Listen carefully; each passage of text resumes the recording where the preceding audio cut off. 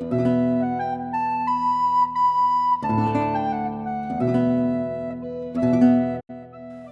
the 9th and 10th century, medieval Europe experienced the emergence of castles due to the various wars and conflicts around this time. Not only that, the Catholic Church became the most powerful institution in Europe, and therefore became a major influence in England during that era. Some aspects of religion became a part of England's culture. A symbolic figure would be the knight, who represents chivalry as well as loyalty to the king. Other religious traditions were integrated into festivals and feasts in celebration of holidays. Medieval England had a variety of art and architecture that would develop into the new identity. This new identity would be what Europe during the Middle Ages would be known for. Castles were fortifications for lordly individuals originating sometime before the 9th century. They were introduced into England in 1066 by William the Conqueror. During this time period, castles became more widespread all over Europe, and they improved over time. Castle lords were not limited to kings, but also to nobles, and they housed many servants and vassals with various occupations in the castle, such as cooks, blacksmiths, or even knights.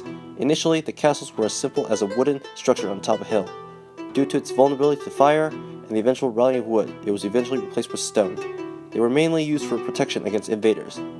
The high amount of castles being built in this time period suggests that many conflicts occurred that required these castles.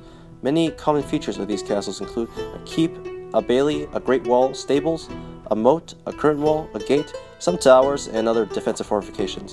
Eventually, these castles will be used less as protective structures and more as a lord's leisurely home. An example of an old castle is the Exeter Castle, or more commonly known as the Rougemont Castle. The nickname comes from the red stone used to make the gatehouse tower. It was commissioned by William the Conqueror.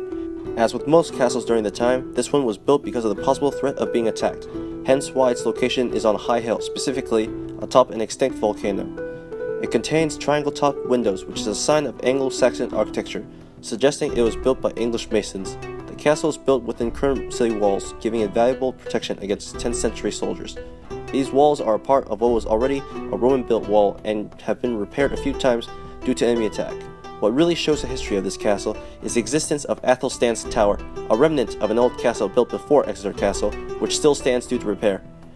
It shows some Roman influence due to its use of volcanic stone favored by the Romans as building material. The castle itself represents William the Conqueror's power. The first knights were warriors who specialized in horseback fighting. Some knights, but not all, were vassals who were paid in land holdings from their lord. The word knight comes from an Old English word called knight, spelled C-N-I-H-T, and meant servant. The process of becoming a knight often became formalized. A father would usually raise his child to be a knight and teach him at a very young age. He would first become a varlet, and this would be the first stage of a knight's training. After this, he would become an esquire, and finally, once he had proved himself, he would purchase his own armor and in a ceremony be dubbed a knight. Knights had different weapons and armor depending on rank and wealth one had.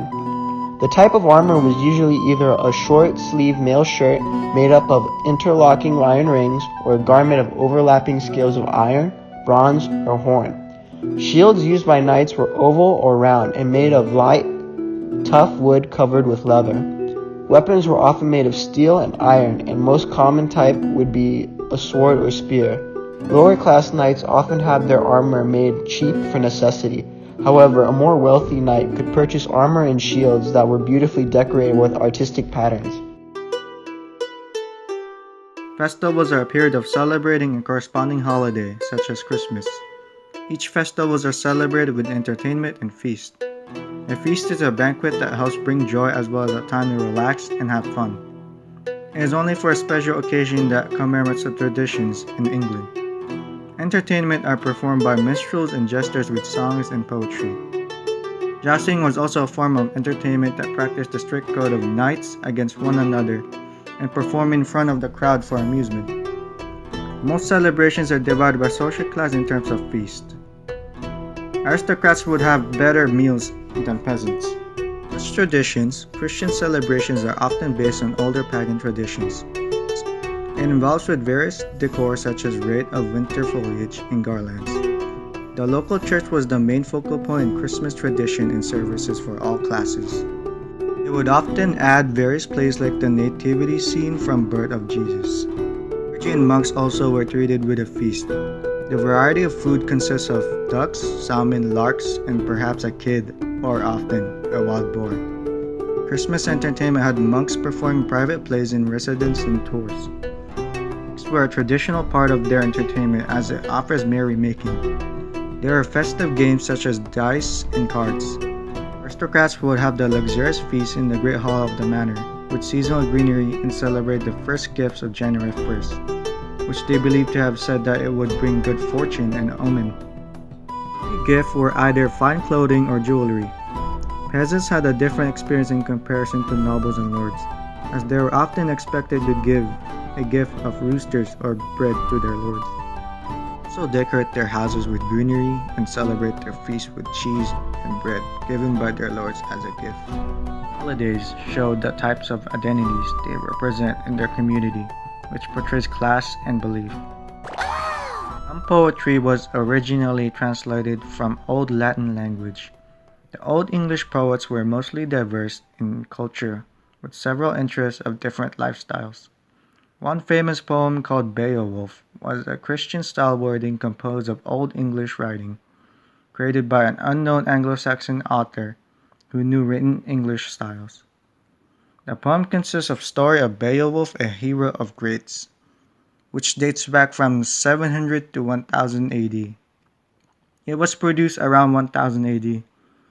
The manuscript is one of the longest epic poem in Old English. Poetry was not only produced by paper but also passed down by generation to generation through songs and verbal expressions from performers known as minstrels and troubadours. They are traveling musicians who integrated their lyrics with poems.